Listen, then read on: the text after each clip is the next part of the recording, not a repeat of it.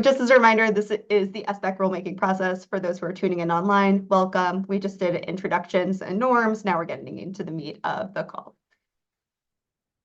And as a reminder, the goal of our EPCE stakeholder group is to really leverage this group of experts to gather input and feedback and actively collaborate on topics that are related to educator preparation, certification, enforcement, and educator support.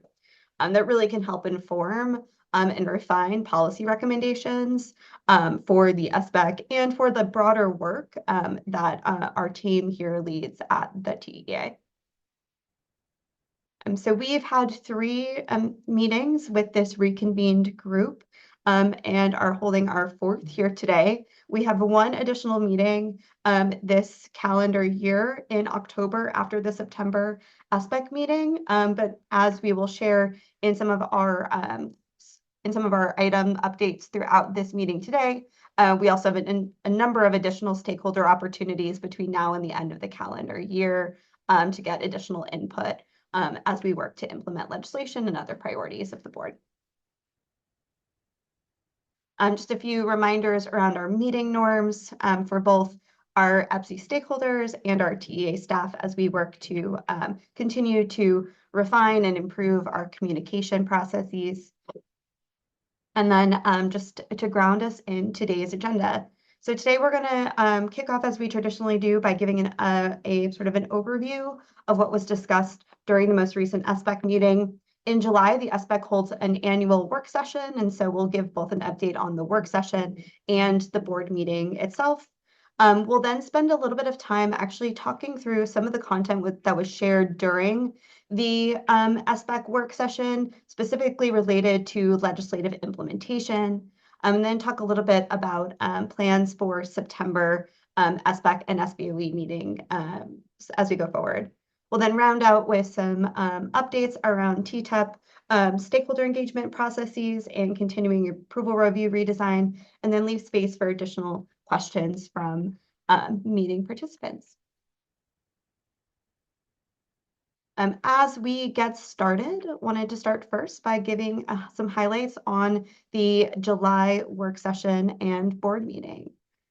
First, we really appreciate the privilege each year of getting to spend a full day with the board in a less formal work session setting where the board has an opportunity to really roll up their sleeves and really set some of their priorities and discuss key areas for alignment as they go into the upcoming academic year.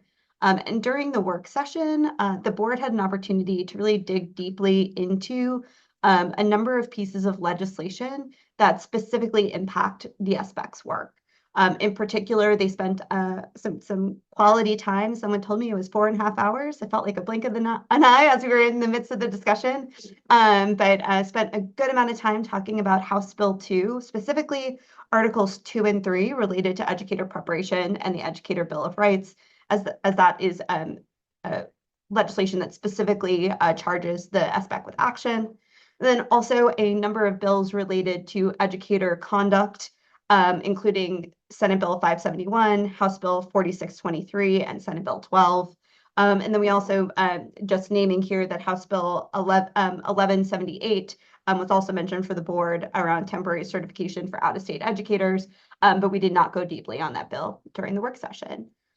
This was really an opportunity for the board to ask questions and build shared context as we then move into this upcoming academic year as we begin the rulemaking to implement these specific pieces of legislation.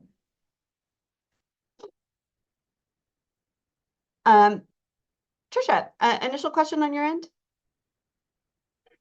Yeah, I just wanted to let you guys know that there are a whole bunch of T-TEP people who say that they're waiting and can't get in.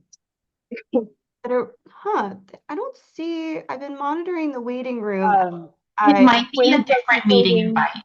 They might be in the old meeting invite. Let me do this. Can someone grab the link to the Zoom and put it in the chat here? Yeah, I'll put both. It's Cameron. I'll put the registration and the meeting link in this chat. Okay. Just give me a few minutes. Yeah, I think Allie, I think multiple folks have put it in the chat. So I think if Trisha, if you wouldn't, or whoever is in contact with folks wouldn't mind sharing, apologies, y'all. We had a team transition, and so we needed to update our invite links, and so we appreciate everyone navigating with us. I was wondering why there were only 28 folks in the meeting today. I was anticipating additional attendees, so looking forward to additional folks coming on board here in a second. I appreciate you naming that for us, Trisha. So continuing to move on, the board then during their board meeting, I have to go back in the history books, but I think we may have set the record for the shortest actual board meeting in quite some time, at least. The board rounded out before noon on Friday, just given the kind of rounding out the rulemaking cycle that we engaged in during the legislative session, and knowing kind of the slate of new work that the board would pick up coming out of legislative session. But they did take action on a few key areas. They approved an additional slate of teacher residency programs. They adopted the repeal and the replacement of the Chapter 235 classroom teacher standards as it relates to supplemental and special education areas. That was again to implement House Bill. Oh my gosh, it's too many sessions ago. 2256. I'm looking at Beth in my the bill that required us to implement a bilingual special education certificate. And so that will go on to the SBOE here at their next meeting. The board spent the bulk of their time digging into Chapter 229, specifically talking about their annual updates to the ACEP accountability system, and then voted to move forward at proposal. Finally, the board had took action, one additional piece of action to designate a temporary suspension committee, which Sarah will actually next talk a little bit more around what that process will entail. And then finally, they received updates on the T-TEP development process, which again, we'll talk a little bit more about today, and then had an initial discussion around updates to Chapter 231 personnel assignments.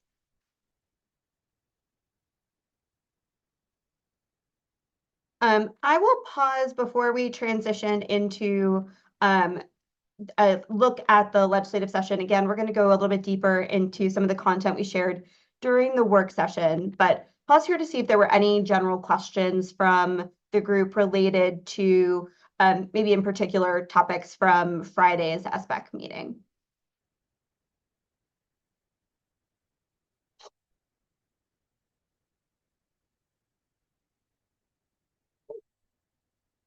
And welcome those who've joined us. Apologies again. I know there was some confusion with the calendar invite links as we've had a transition on our team, but appreciate you all joining us. We've just gotten started.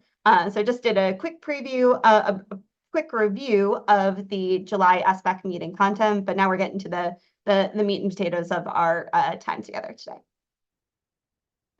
Then if there's no additional questions on the July meeting, then I am going to transition us to talk a little bit about some of the content that we shared with the board during the work session, specifically related to implementation of legislation that came out of this most recent session.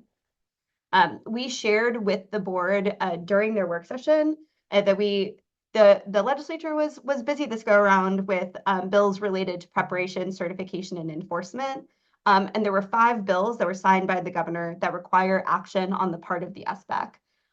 And during the work session, we spent time going specifically into Senate Bill 571, Senate Bill 12, and then House Bill 2.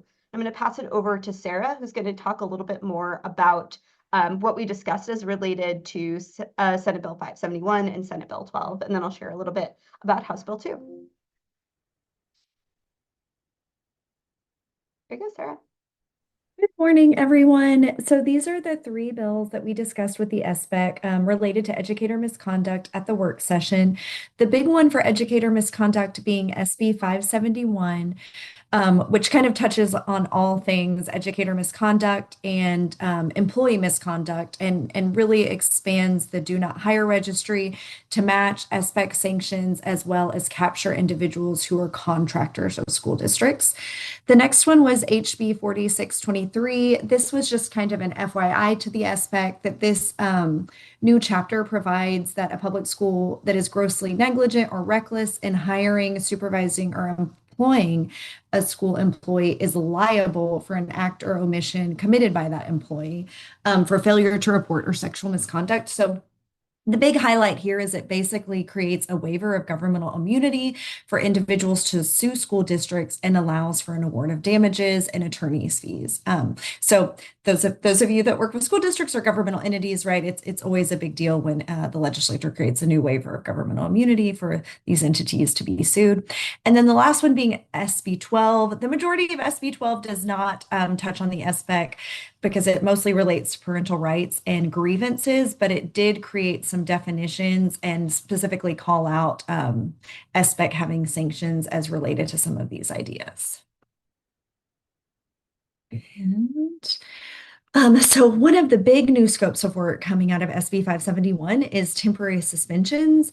The SBEC now has the authority to temporarily suspend an educator pending a contested case hearing at SOA. So basically think of it as on the front end of the SOA process versus on the back end after it's gone through the full process and a PFD and come before the board to adopt.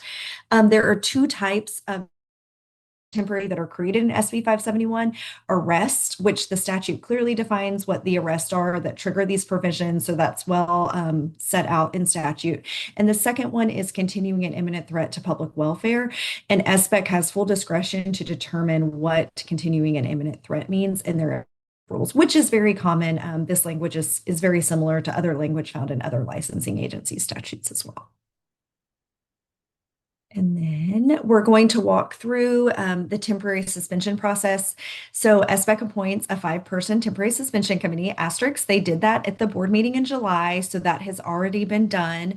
The agency will receive an arrest or an imminent threat complaint, right? And it will go to our Educator Investigations Division, just like any complaint would. An investigation will be completed by our Educator Investigations Committee. And then if it meets the threshold, it will be sent to an SBEC committee meeting, right, with an agenda. It will be a public meeting, just like any meeting of the SBEC. They can meet, the statute provides they can meet in person or by phone. They will hold a with notice meeting, which means that it'll be posted as an open meeting. The respondent will be given notice of the open meeting and that their certificate will be considered for temporary suspension at the meeting.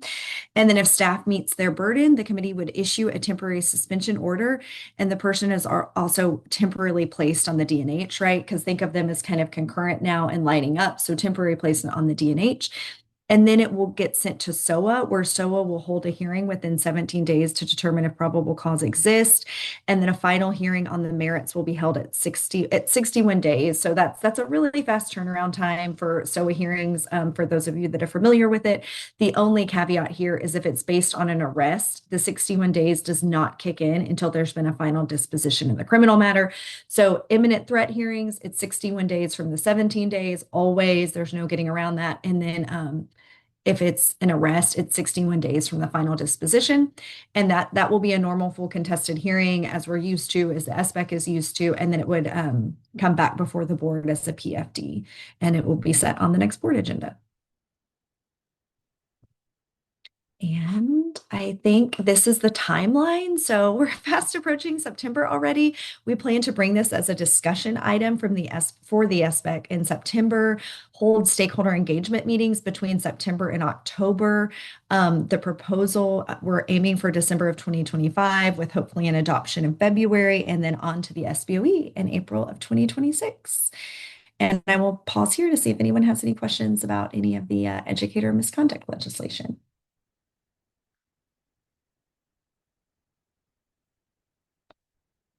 Okay, thank you all.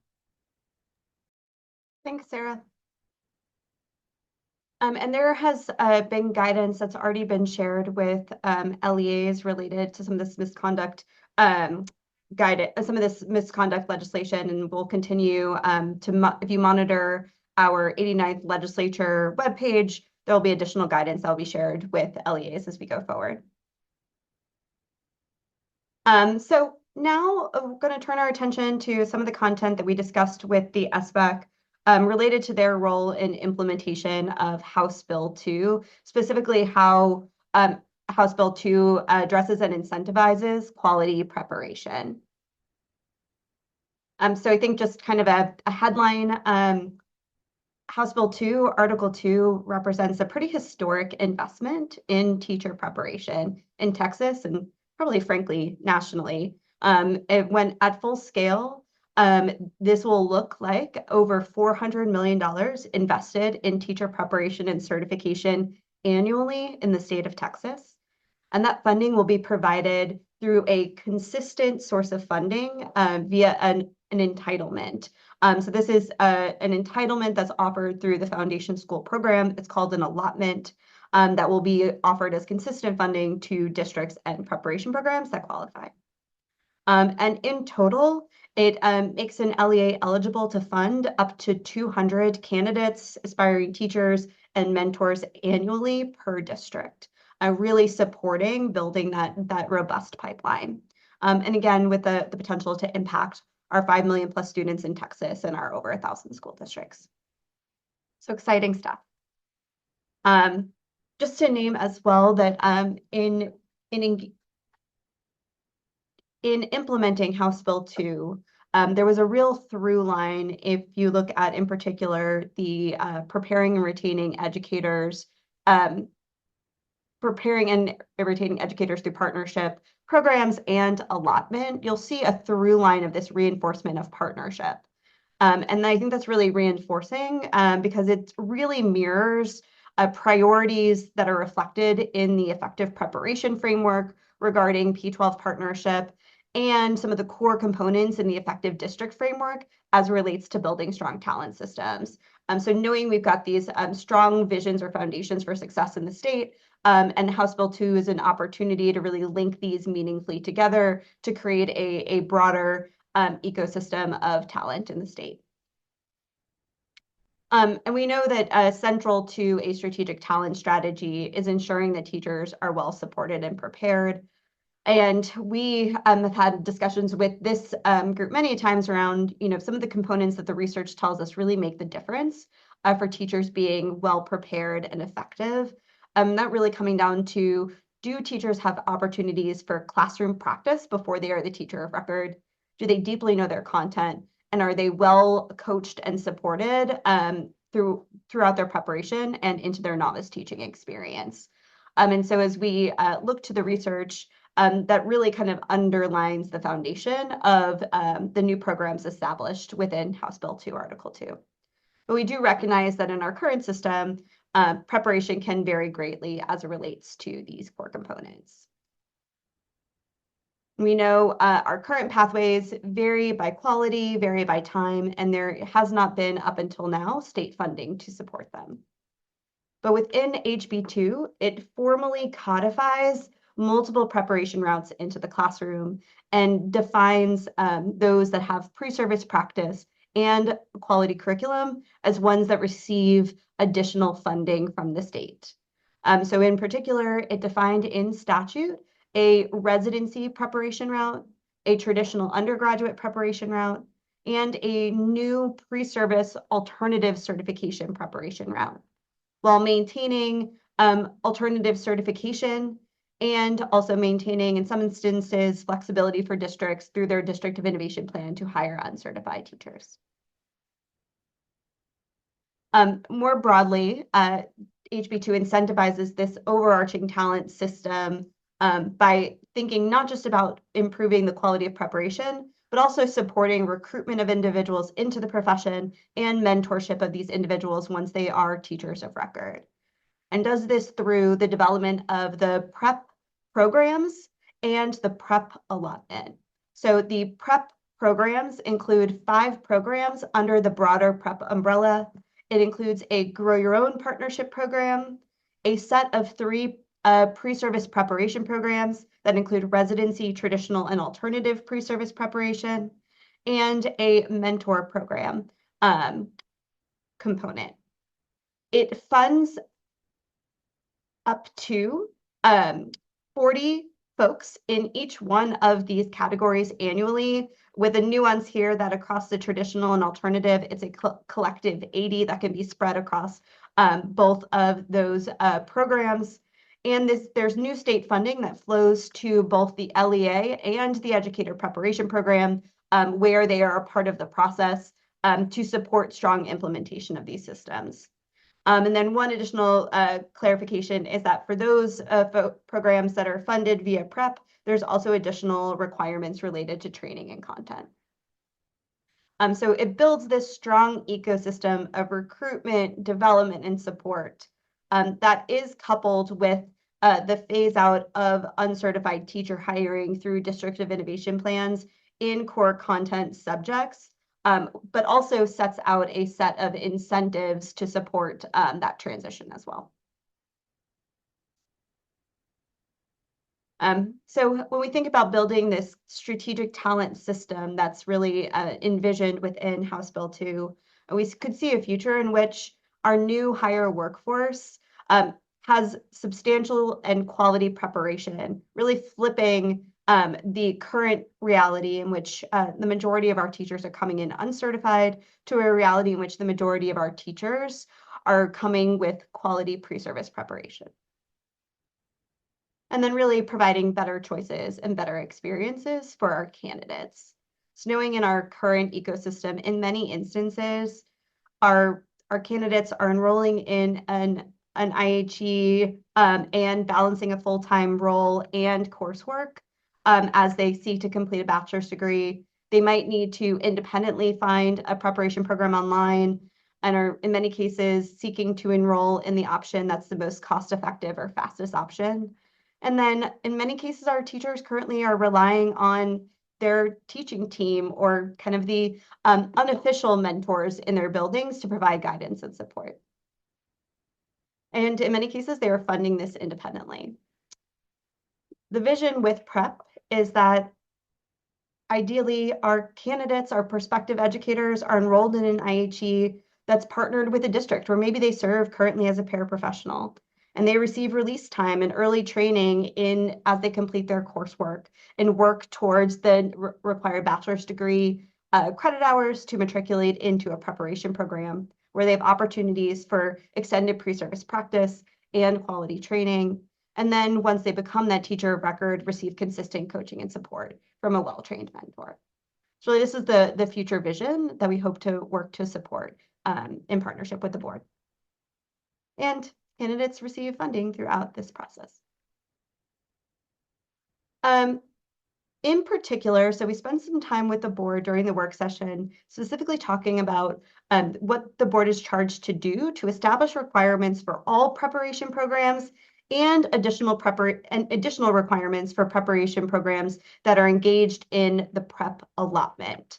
And this really falls into 3 buckets. The board needs to define new preparation routes. They need to establish training requirements, and they need to codify an approach to review and approve preparation programs, first, to offer these new preparation routes, and second, on a continuing basis via a quality review. Again, these were the kind of key components they were charged with in statute.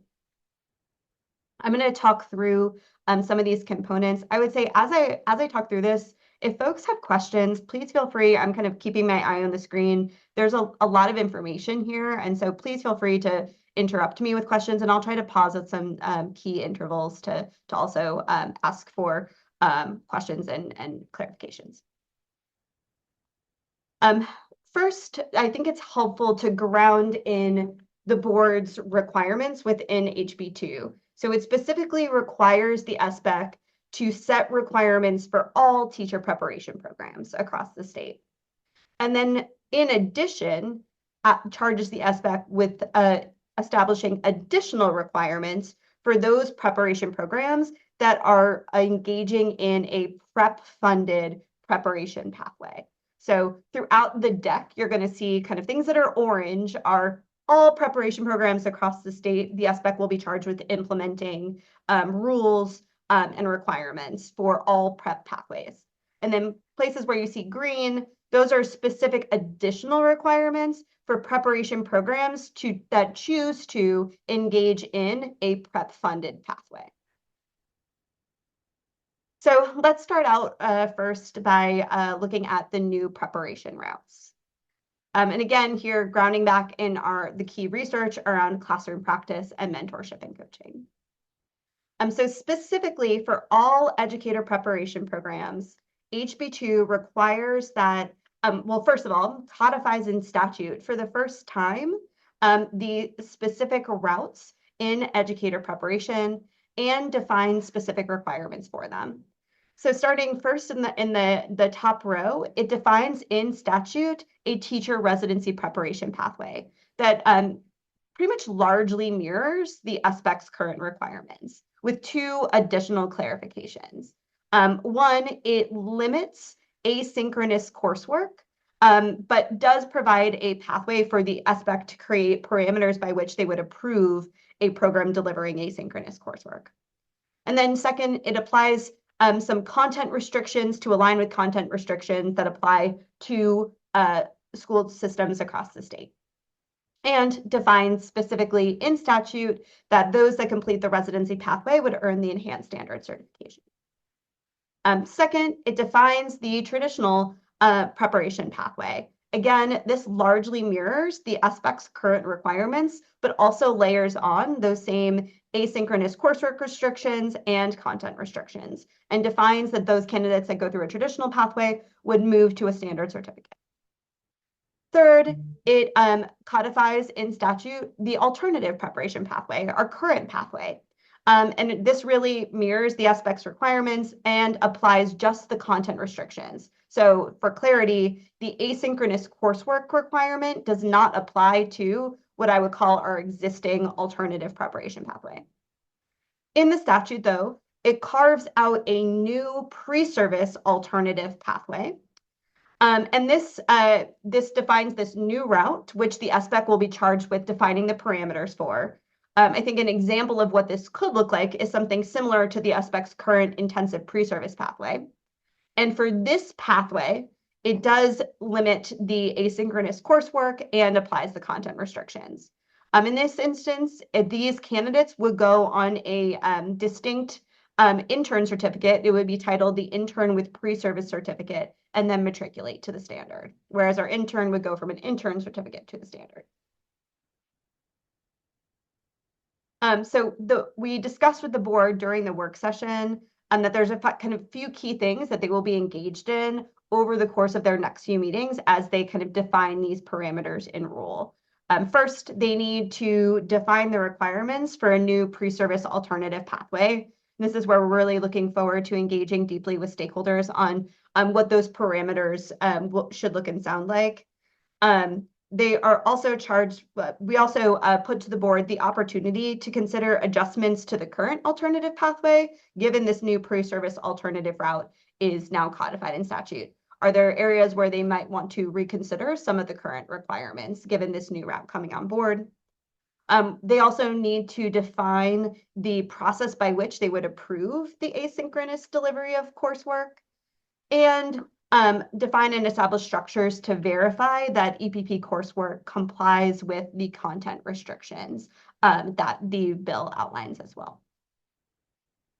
I will pause there because we're going to kind of get next into the additional requirements for prep funded pathways. Any initial clarifying questions that folks have? Jessica's Holly. Good Holly. morning. Morning. Yeah, I wanted to ask about the second bullet under consider adjustments to the current alternative pathway. You know, I know there's language in the statute that kind of gets at this that's pretty broadly written. And I just wondered whether there was any, are these adjustments going to include anything about changing the certification test that these folks take? Or is the thought that they will continue to take the same test that everyone else takes? I think there's been a number of discussions, I think kind of over the course of the past year and beyond with stakeholders around alternative certification. Are there certain flexibilities we should take into consideration around the length of the internship, when an individual takes certain certification exams, et cetera? And so I think that's where we'll really want to put some ideas in front of the board, and really hear from stakeholders around kind of, where do we, I think we've heard pretty clearly from the board, to earn a standard certificate in Texas, we want that to have like a clear and consistent bar for demonstration of success. But when and how someone works through their preparation to get and demonstrate that bar for success is something that we I think the board has named that there could be some flexibility there. And particularly, I'm thinking about, the fact that right now folks have to take both the content and the pedagogy tests. And I guess that's kind of where I'm going with this. Would that be something encompassed within this consideration for adjustment? I think, we will kind of discuss with the board.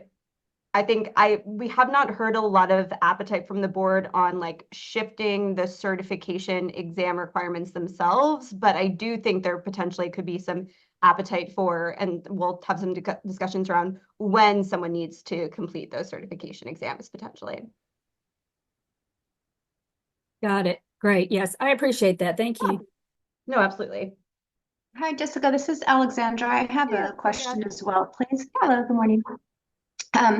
Has there been any discussion on kind of with all of these changes with HB2 and when it's going to be live with the existing 228 and the transition to the new rule set, especially from the old to the new, and just the timing of everything all coming together seems tough?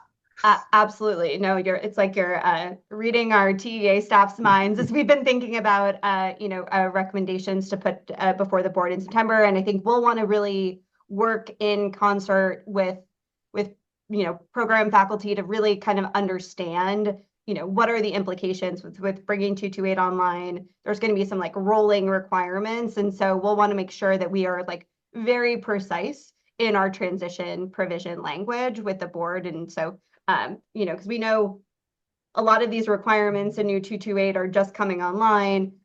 The good news is there are very limited components of new 228 that are like expressly contradicted by HB2, but I think there's some opportunities for additional flexibility. And so I think we'll kind of talk through those timeline challenges as we go forward too. Yeah, and especially with the August 31st, 2026 requirement to have everyone to the new rule set, which for alternative programs means they need to be on the intern cert this fall. So it's a pretty immediate impact. Absolutely. No, so that's something that we will really engage in discussion with stakeholders around and really name that for the board as we work with them in September, and then kind of really do a whole bunch of stakeholder engagement throughout the fall. Awesome. And then just one more question. On one of the slides, we had talked about the different routes, and on the kind of the alt cert with revised, like very pared down requirements. Have there been discussions about the accountability framework? Because the accountability framework for residencies and then an even more pared down alt cert program seems that there would be some tweaks there to account for the different delivery models. I think we certainly, again, as we go forward with the board and they work to implement these routes, I think, they do have a statutory requirement related to their accountability framework, but, I think that there are questions I think that will naturally arise that we'll kind of engage with the board and stakeholders on. But thanks for raising that. Thank you. Yeah. Excellent. Then going to now layer on. So again, orange is all prep programs. And then kind of within that, there's additional requirements for those preparation programs that choose to engage in the prep allotment. So one thing I should probably just name up front is that if I'm let's say a traditional preparation program, and for some reason I do not want to engage in the prep allotment, I need to meet these requirements, but I do not need to meet the requirements of prep funded programs. So only if you are actively engaged in the prep allotment, that's when the additional requirements for that pathway kick in. And so within HB2, the 3 preparation pathways that require pre-service practice are eligible to partner with an LEA to establish a prep pre-service partnership program and pull down that prep allotment. So engaging in the prep pre-service partnership program that's defined in statute does require the EPP and LEA to provide high quality practice-based preparation. It requires the Ed Prep program to also embed high quality state developed content, including reading and math academies and other prioritized content by the agency, and also requires training and certification of facilitators of that content. It requires the prep program to establish a formal partnership with an LEA and embed extensive practice into their work within the school. And then they would draw down prep allotment funding that is tied to success of the candidate. This is kind of the overall set of requirements. I think if you would see kind of the high quality practice-based preparation and extensive practice are kind of already embedded within the SBEC framework for both residency and traditional preparation. And again, they need to define those components for the new pre-service alternative. And the really kind of the lion's share of the new requirements would be the formal partnerships with an LEA and the new high quality state developed content. So aligned to these, again, additional requirements for prep funded pathways, this would require the SBEC to define these new partnerships likely as a distinct pathway in rule. So thinking about you've got your prep residency pathway and you have your non-prep residency pathway. And so defining what that looks and sounds like is something that we're going to continue to work with the board through, but we do think that these likely need to be distinct pathways in the rule. And then in addition, the board would need to establish the new training requirements, new facilitator certification requirements, and also consider if there's any updates to coaching and support requirements that align with this new content. So clicking in specifically into the training content requirements and the preparation program approval processes now. And again, this is specifically for those programs that are engaged in prep and some clarification on all programs. Again, grounding in the content knowledge kind of factor related to best practice. Oh, my animations are a little fun on this slide. But as I named earlier, programs that are engaged in a prep-funded pre-service pathway are required to embed this high-quality state-developed content in their program. And again, clicking on the action that the SBEC needs to take. So under House Bill 2 generally, the SBEC now has content oversight in a few key areas. First, as it relates to prep-funded pathways, again, it requires reading and math academy completion. Here we would see this apply to EC6 and EC3 and EC6 core subjects pathways, but also provides funding to the preparation program for completion of those reading and math academies. Second, it requires that the agency develop content for routes that are funded by the prep allotment and SBEC approval of those routes. So this establishes the agency authority to develop additional instructional materials, requires that all funded EPPs embed that content into their coursework, that their faculty is trained and certified in delivery of the content, and that the vetting of that coursework would be integrated into the SBEC approval process to offer the pathway. Third, an additional content oversight that we've already discussed is the SBEC now has broader authority to review curriculum for compliance with content restrictions. And then lastly, it also defines in the board's authority to conduct continuing approval reviews that include a review of quality indicators and observation of practices, which the SBEC is already underway in doing in their continuing approval review redesign process. So this is kind of the big picture. As it relates to the EPP content development requirements, we discussed with the SBEC a process by which we would work through the development of a suite of content that would meet the requirements of House Bill 2, both reading and math academies, and some initial proposed additional content developed by the agency. EPP faculty and staff would then be trained on that content, certified to redeliver the content, and be provided ongoing support with implementation.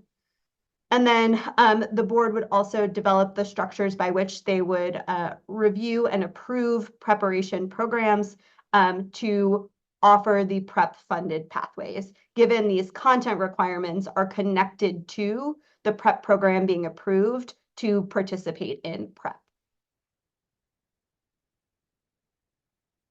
During the SBEC meeting, we had a conversation with the board about some required and then proposed content suite that's really grounded in the SBEC's educator standards, which, as you all know, we've been through a process of updating over the course of the past year.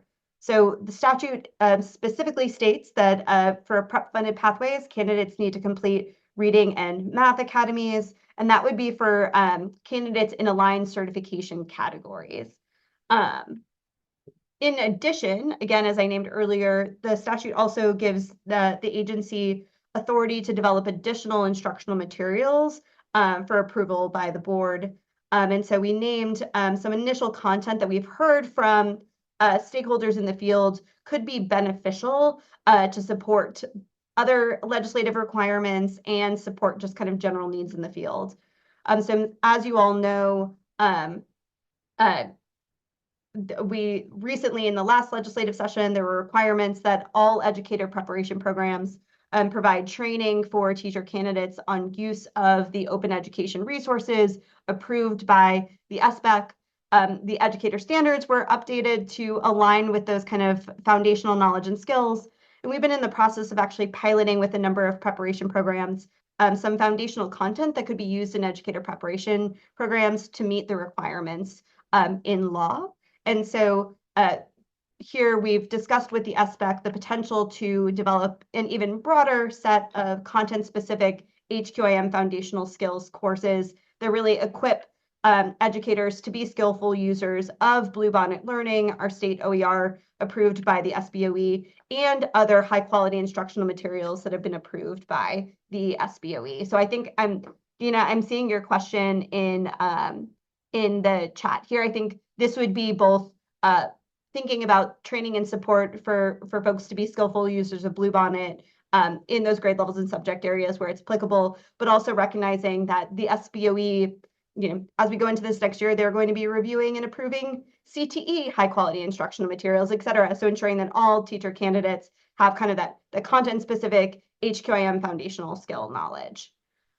And then lastly, we know kind of a consistent through line we heard, frankly, all the way back to the teacher vacancy task force. And we heard it as we were discussing updates to the educator standards, was really that oftentimes discipline management, classroom management are a consistent area of challenge, particularly for our novice teachers.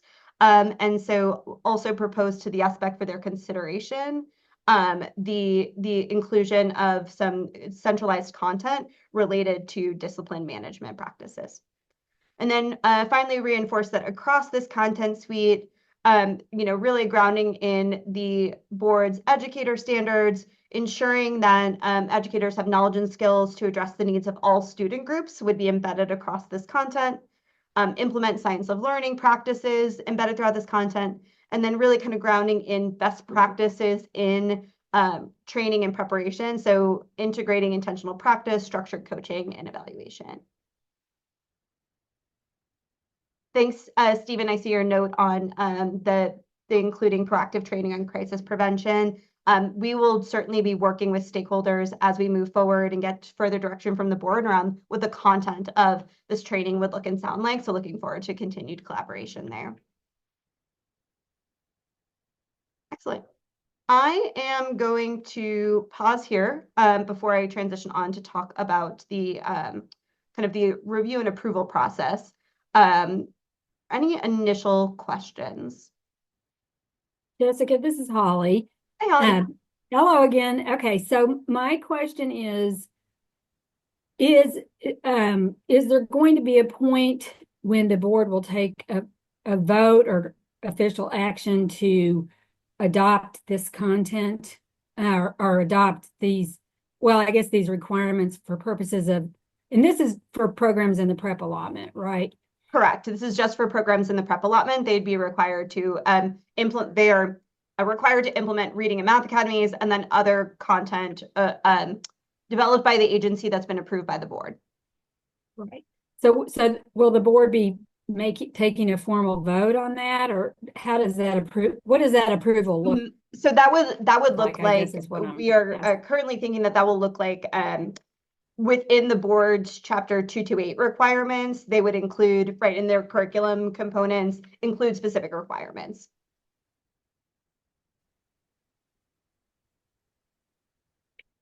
Does that answer your question, Holly? Got it. Thank you. Okay, perfect. And then the reading, and I'm seeing the question in the chat around reading academies applying to 4 through 8 ELAR. That is, I think, actually a question for the board that we'll want to kind of circle back around on, knowing that, you know, the STR exam is required for EC6 and therefore our 4-8 through grade 6, so therefore applies to our 4-8 categories. I think we need to norm with the board on like the broader applicability of reading academies. It's very explicit currently that it should, because the reading academies go through grade 3, it definitely needs to be embedded within EC3 and EC6, and we'll discuss with the board about additional grade levels and subject areas.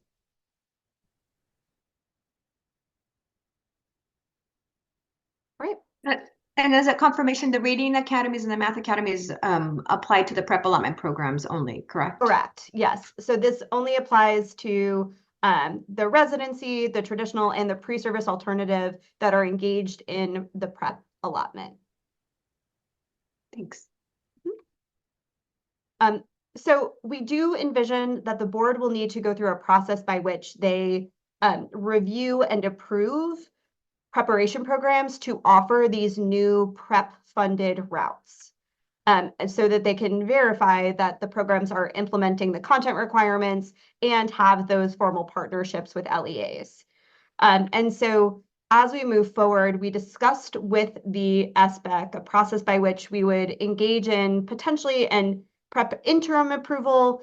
I'm going to use the analogous of the teacher residency preparation route approval process that many of you have been walking through over the course of the past few months. In that instance, those programs submit a plan for how they plan on complying with the requirements in code, and then that is reviewed and approved by the board. And then in the board's rules, it requires that that we go back and review programs for compliance with their plan after their first round of completers. We would see the initial thought we proposed to the board, but again, we will talk through this with them further in their rulemaking process, was to do something similar here. An interim approval that would essentially be a desk review to verify program components and that the necessary content requirements are integrated, and then potentially a full approval that would happen sometime afterward and could potentially be integrated into the continuing approval review process. But again, more here to work out with the board, but again, that same concept of let's approve the plan and then verify the implementation.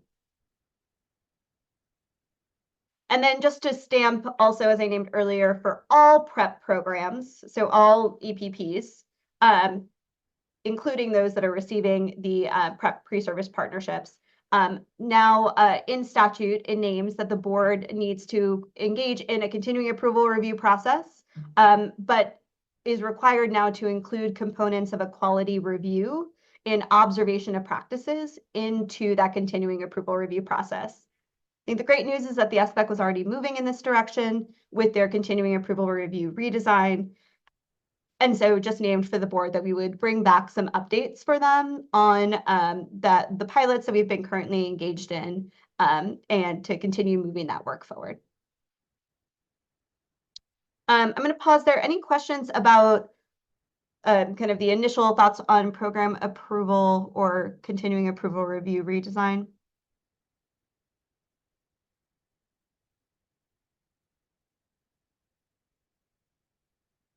Okay, then just kind of summarizing the SBEC's role in implementing House Bill 2. Again, we talked with the board about a rulemaking timeline that included codifying the EPP content training requirements, defining the new intern with pre-service certificate, establishing these new prep routes and updating requirements for all routes as appropriate, defining this approval process for prep funded pathways, and a broader development of the updated continuing approval review process.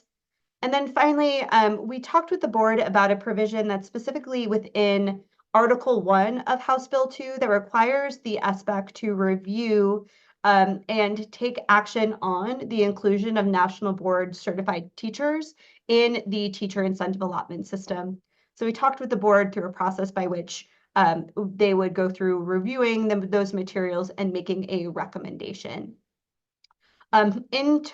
Overall, we do, as we name, anticipate bringing a set of discussion items to the board during their September meeting to kind of kick off rulemaking, in particular related to these first 4 columns. I will say that we are likely to present these discussion items as like kind of conceptual decision points or themes rather than locking in content into specific draft rules at this point, and would be looking forward to robust stakeholder engagement prior to bringing any draft rule text back at proposal in December. And again, we recognize that there's urgency in this timeline given wanting to ensure that the field has ample opportunity to understand and plan for new requirements, but we also want to make sure that we are integrating stakeholder feedback throughout the process. I'll also name that there is corresponding Commissioner of Education rules that we are anticipating will be effective in spring, that will specifically define the components that are under Commissioner authority, which I'll touch on next, and a few areas on here that we would anticipate bringing back in future rounds of rulemaking. I'll pause here before we move forward. Any additional questions?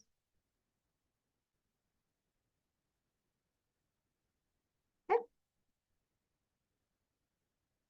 Jessica, I'm sorry to interrupt. Yeah. This is Carrie with You Teach. I put my question in the chat, but I just want to make sure it's clear. So as an example, if You Teach wanted to do a traditional pathway through the prep program, but other also secondary programs did not want to, can we split it out that way, or is it kind of all or nothing at an EPP? That's a great question, and I think one that we will want to like work with you all to think through the implications on either side, because that's been kind of a consistent wondering that we've had as well. So I think that's kind of a decision point that I think is within the board's statutory authority to determine. Okay, great. I would love to be helpful in that way. Absolutely. No, appreciate it.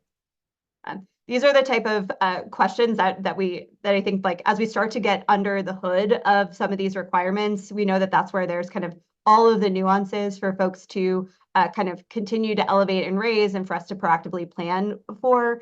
I'm thinking back to kind of our 228 redesign work and folks saying, but what about this specific use case, and being able to plan, trying to like proactively plan for as much of that as we can on the front end. And I think to piggyback on Holly's comment, especially with some of the larger school districts, since everyone has the same number of spots, being able to account for the different delivery models if we want to offer the pre-service, what does that look like once they've exhausted the 40 slots for a large district? Absolutely. Excellent. So speaking of kind of the prep allotment in and of itself, so kind of zooming out from the SBEC has the specific authority related to defining the EPPs that are eligible for partnerships in the prep allotment. But the Commissioner of Education has the broader authority around the 5 partnership programs that are funded through the prep allotment. And so each of these prep partnerships include a specific range of funding and requirements for how the funding flows and how it is used. So starting from the left-hand side, it defines a new Grow Your Own partnership program. This requires an LEA to partner with an IHE and Ed Prep program and to supports current district employees in completing bachelor's degrees and ultimately matriculating into one of the prep pre-service partnerships. And so this provides between $8,000 and $12,000 per district employee who is completing their bachelor's degree. And I'll say across each one of these partnership programs, you'll see a sliding scale of funding. That sliding scale of funding is informed by the same calculation around rural and high needs schools that informs the sliding scale funding within the teacher incentive allotment. So we will work on the rules to define a Grow Your Own partnership program. District will qualify for up to 40 individuals a year.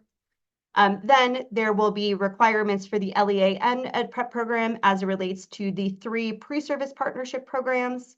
The district would be eligible for up to 40 residents per year and up to 80 total traditional and alternative pre-service. The district can determine the distribution across.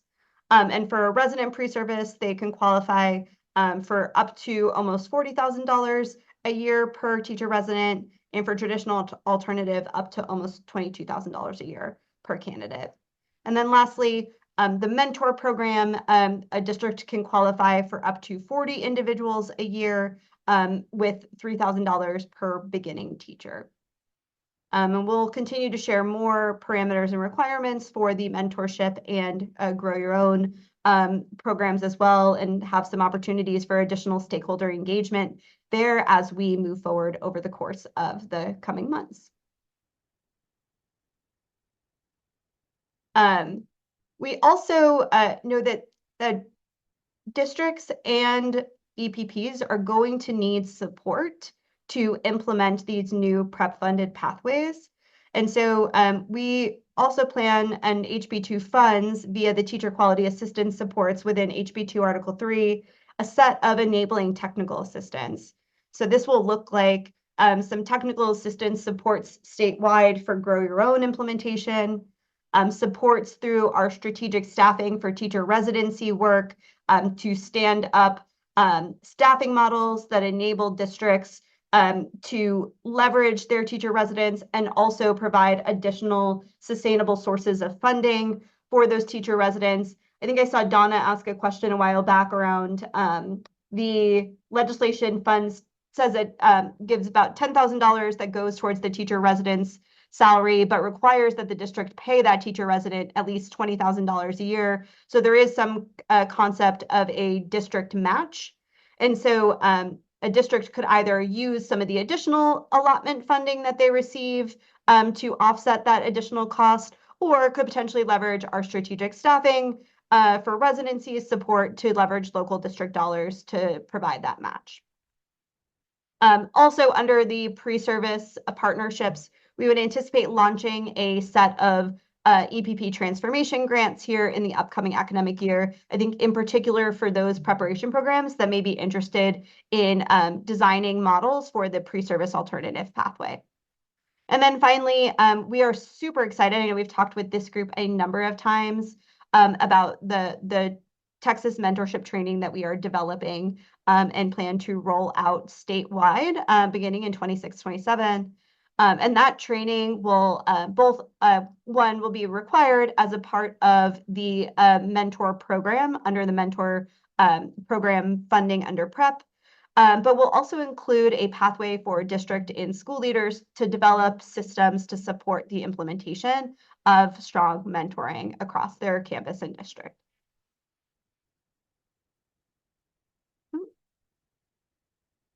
And then lastly, I would name that we shared with the board our process by which we would plan on supporting LEAs and their EPP partners in applying for these components of PrEP. The PrEP allotment is not effective in law until the 26-27 academic year.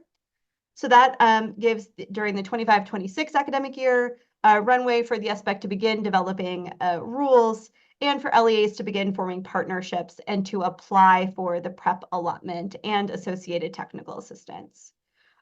We plan on launching this application process via LASSO. LASSO is an annual LEA supports application system that the agency runs every October, with the application closing in December and awardees being notified in early spring. So that means that for the LASSO 4 will launch here in just a few months' time in October of 2025. And included in that LASSO application will be the Grow Your Own, residency, and mentorship allotment components of PrEP.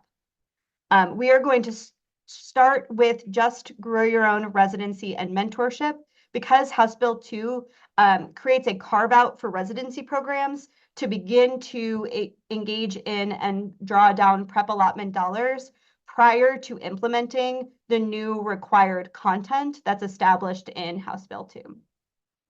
So again, if you are a preparation program that runs a teacher residency pathway or a PrEP program that supports local districts with a Grow Your Own pathway, this is the opportunity to begin to have conversations with them.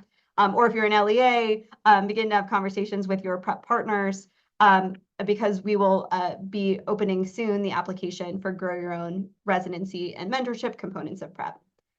Also, during the 26-27 academic year, this will be the opportunity for LEAs to begin to form partnerships with traditional and pre-service alternative programs. And in the 26-27 academic year, LEAs would apply for the 27-28 PrEP allotment, which would include all partnership programs. Because by that time, the traditional and pre-service alternative programs would have implemented the content and would have been approved by the board.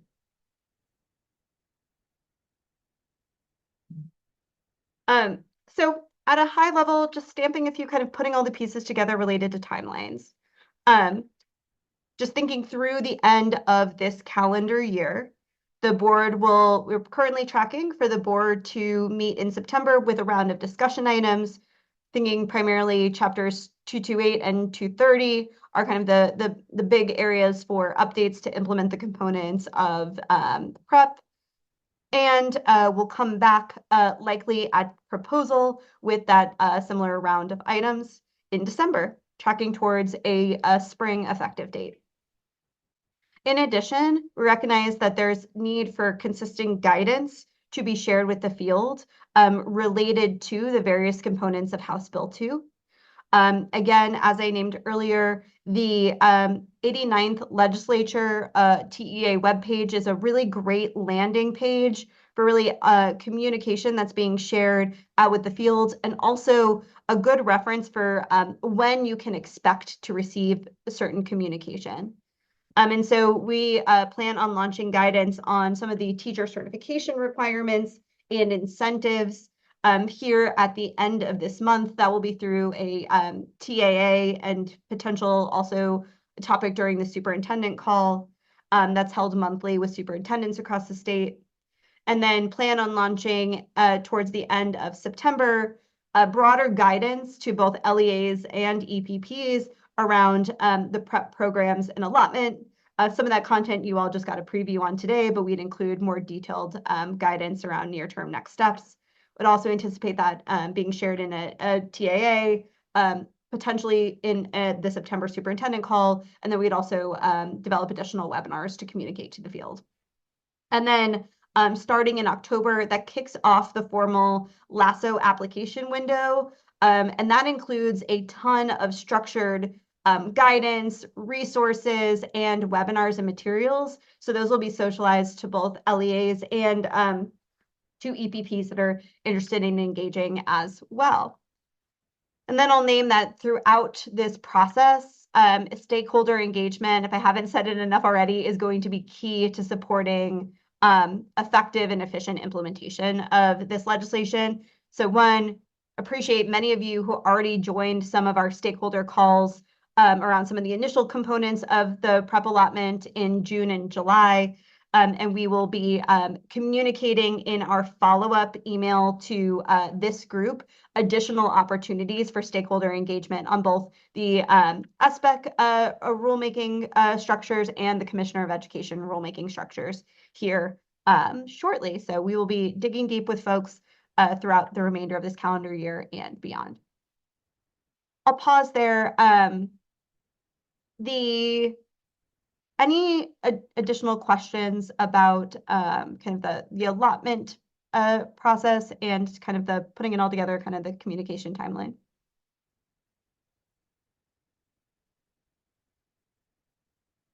I do see, Dr. Escobar, your question in the chat about like inclusion of reading and math academies, how it will impact required pre-service hours. I think two things I would name here. The SBEC is required to develop rules that define what components of the reading and math academies need to be provided in pre-service versus during the intern with pre-service certificate for the pre-service alternative pathway. So that's a rulemaking that the board will need to engage in, likely in Chapter 228 as they go forward. And then I would just also name overall we discussed with the board, particularly for the prep funded pathways that would have these content requirements, really thinking about how we balance the content with the kind of the 300 hours that are the total number of coursework hours for a preparation program. So definitely more collaborative work to do there. Great, thank you. Absolutely. Excellent. Well, like I said, y'all, there's a lot within House Bill 2, and that's just about an article and a dash more. But exciting work ahead, and again, appreciative to this group in advance for your continued thought partnership as we move forward.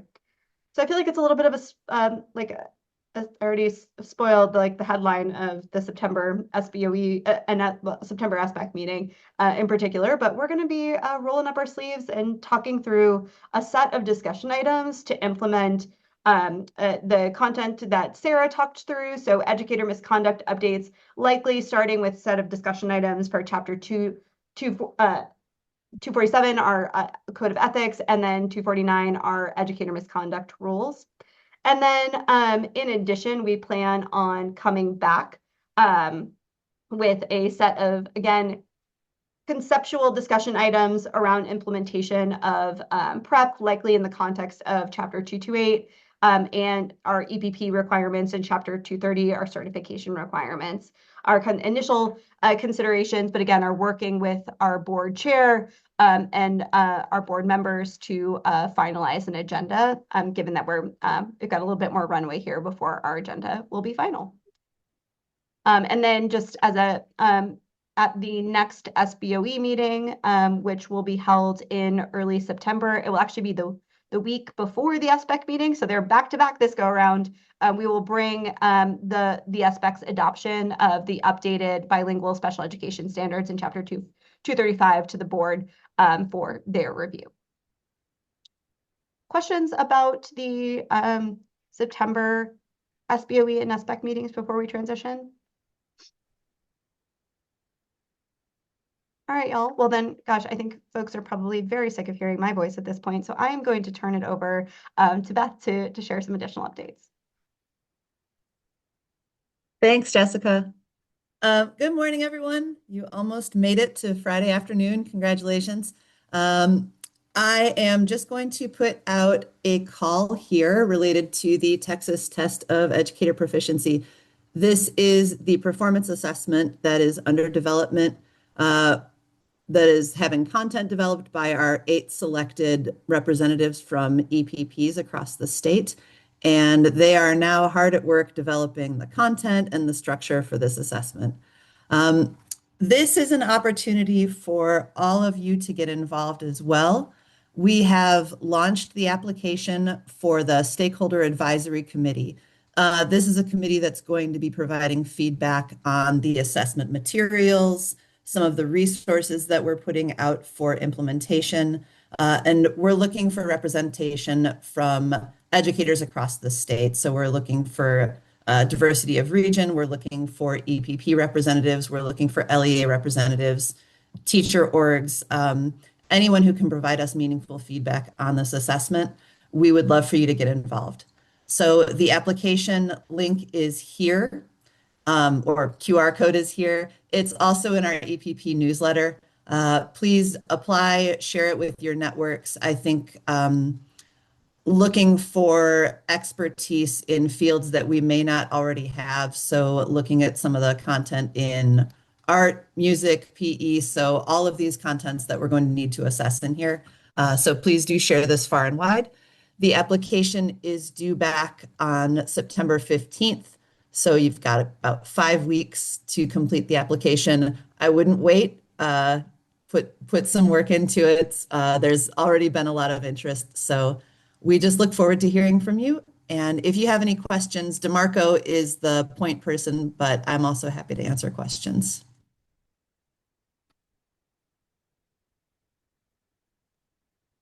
Okay. With Oh, that was me. I will. Thank you. Then I think William is up next to talk a little bit more about continuing approval review. Jessica, would you mind if I shared my screen instead? I switched some slides around, as I want to do. I'll always questioning the flow of my slides. So good morning, everyone. I believe I'm one of the last updates. So just a quick 5-minute update is the only thing keeping you from your lunch and afternoon. So I just wanted to provide some quick updates on the pilot of the Redesign Continuing Approval Review. Jessica teed me up very well, mentioning several times of the inclusion of those quality indicators in HB2 legislation, and how the SBEC and TEA are already hard at work at this redesign process. So slides you've probably seen before are our key priorities for the Redesign Continuing Approval Review, to integrate quality components into the review, go beyond that minimum compliance bar to give programs substantive feedback on their program quality. One of our other priorities, of course, is to engage stakeholders in the rubric and that process. So that includes, of course, this group here, but also our pilot programs, as well as our group of Texas reviewers. So that's our third priority, is to recruit and train reviewers from Texas LEAs and EPPs to be the ones who are going in and doing these on-site reviews. So I want to take a minute just to ground us in this word quality and why we keep going back to this word. We can say it so often, it just kind of becomes a buzzword. I feel like I've said the word quality more times than ever in my life after moving into this role. So I wanted to ground us in why quality. So this graph is something you have also probably seen before, which is all about the impact of our novice teachers on student growth.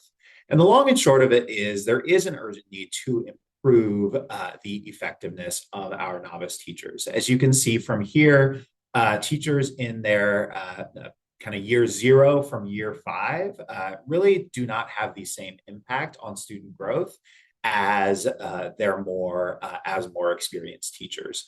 This is based on STAR data from 1819, but that research, both in the state and nationally, has only continued. So, we could look at this and see, yeah, that's a no-brainer, right? We've always kind of known that the more experience you have, the more effective you can be with students. But our students don't necessarily have that luxury and that time, those 5 years, for their teachers to become more effective, especially in the landscape that we have now.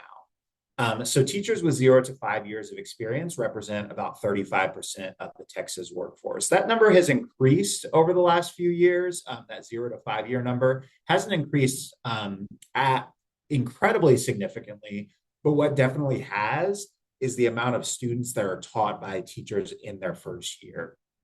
So the number of Texas students taught by first year teachers has increased by almost 175,000 after COVID and the Great Resignation. So really more students are in this bucket of teachers that are just coming out of a preparation program, or as we've heard, potentially not coming out of a preparation program at all. So when we talk about that word quality and raising that bar beyond minimum compliance to really look at how our programs are preparing our teachers, this continuing approval review redesign is intended to support continuous improvement of EPPs to develop those educators to become more effective for our students as soon as they enter the classroom. So really, this is just part of the SBEC's commitment to improving candidate experience and preparation, which ultimately improves student outcomes. So with that, another graph that you've likely seen before is just this vision of where we could be heading with this redesign of the continuing approval review to really support continuous improvement and go beyond minimum compliance. So in this vision, which as you can see in the many caveats at the bottom, is a draft vision and is definitely undergoing further study, further clarification, and further stakeholder feedback. An EPP would receive their accreditation status. Based on that status, they may be scheduled for a continuing approval review more frequently than every 5 years, based on that urgent need to improve quality.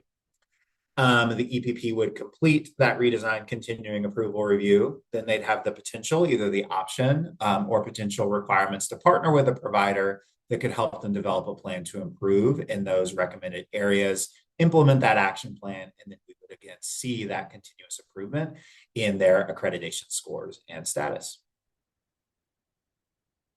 Again, this is a graphic you have likely seen before, but if you have questions or clarifications, feel free to ask them or put them in the chat. All right, so just a few quick updates on where we are with the continuing approval review redesign. A lot happened over the summer and a lot is happening in the 25-26 school year. So one big thing that happened in the summer, as we informed you all in June, was an overhaul of our rubric. So our rubric for the continuing approval review for our first pilot, we got to really test drive it with our pilots, with our reviewers, and get a lot of feedback, both from those participants and from the broader field, on how our rubric was supporting the effectiveness of our on-site quality review. So that overhaul included an alignment of the review areas to what Jessica has already shared with you all. What research tells us is linked the most to candidate preparation and effectiveness.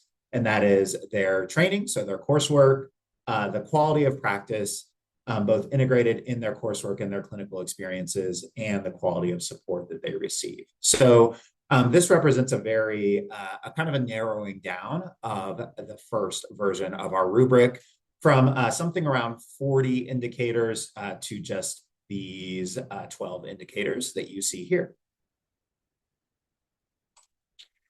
And we shared that in June, and then we invited some folks to a working group. So in that working group, they were able to see the full review or full review rubric in order to give us some feedback on, hey, what is maybe not making sense to us? What are some changes we could consider? As well as, okay, so this is rubric is mostly in its final draft form. What should we expect from programs, and what clarity do we need to provide to them? So for those of you who are in that working group, just wanted to give you an update on some changes we addressed. So there were some issues that got brought up around alignment to Chapter 228 language, around weeks versus hours, that the group definitely raised as being potentially confusing to programs. So we worked to clarify that.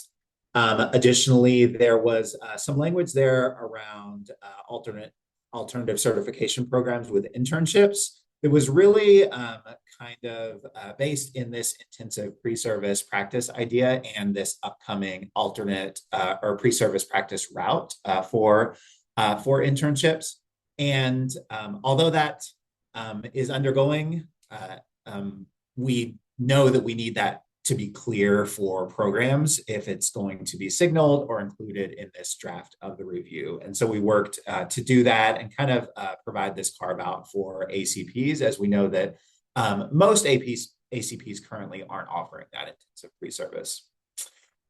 We added some distinction to some areas that participants said were still repetitive. And then we corrected any inconsistencies and typographical errors that our working group was able to point out. Super grateful for that. Additionally, they provided us insights on what programs, questions they may have as they see this rubric and are undergoing this on-site review. And so we know there's continued work to be done on clarifying how does this rubric connect to the idea of minimum compliance? Is there a score that can be assigned to minimum compliance versus raising the bar above minimum compliance? And we're going to work to answer those questions and provide clarity for our programs and for you all as the rubric is rolled out. We also got a number of questions around how the rubric applied to programs outside of EC6. So because our pilot is for our second pilot, it is actually only going to be to review EC6 programs. There were some questions on, okay, is this eventually going to apply to all programs? So we got those questions and are going to take those into consideration and definitely want to provide greater context for the field on that. So a couple of other updates is our Texas reviewer cohort. So we mentioned how one of the priorities for the CAR redesign is to include reviewers from across Texas, EPPs and LEAs. And so we're really excited about this next group that is coming for our training next week. We are also excited that if you are attending that training, it just got moved to the hotel, to our downtown hotel, due to an AC issue in the original venue. So it gives you a little more time to run around Town Lake before the training begins. So we are excited about the makeup of this group, which includes folks from EPPs. That includes folks from ACPs, both ESC ACPs, in-district ACP, community college ACPs, as well as folks from our four-year colleges and universities. But as you can see, it also includes folks whose main experience comes from LEAs. They are currently in their first days of school, likely coming to this training. We're also really excited about representing folks throughout Texas. So this map comparing all of our Texas EPPs to where our trainees are coming from really shows the diversity of who we are training to then go into these EPPs so that we know that they represent the diversity of experience and perspective from Texas. And finally, we want to share who is participating in the pilot. In our last update, we shared kind of that we were looking to strike a really strong balance of EPPs in this next pilot. And so you can see there who has agreed to participate. We are so grateful for them. This includes both programs that are up for their, were already up for review in 25-26, as well as programs that said, yes, we will. We're so excited to be a part of this that we will go a little early. So thank you to these programs, especially if you are in the Zoom room right now.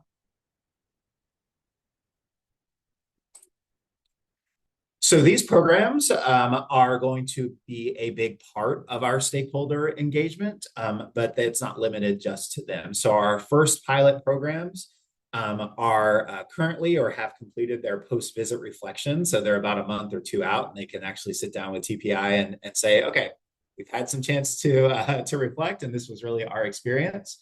And we've been providing them updates as well, because they're now part of that pilot cohort family. Stakeholders are going to get to continue to engage through SBEC. We hope to have some update items for SBEC in either the September or December 2025 meetings, if not both. And then you can be on the lookout for continuing engagement opportunities, including reviewer opportunities. So if you completed that first interest form, don't worry, you are still on our list. But those reviewer trainings will be ongoing. So we will include those opportunities, as well as other stakeholder engagement opportunities in this meeting, as well as the EPP newsletter. All right, so Jessica, I think there's only two more slides. William, if you don't mind sharing. If you don't mind keep sharing, that'd be great. Any additional questions for William before open up to any just additional general questions? We didn't receive any additional questions prior to the meeting, but I know there might be other things that are on folks' minds.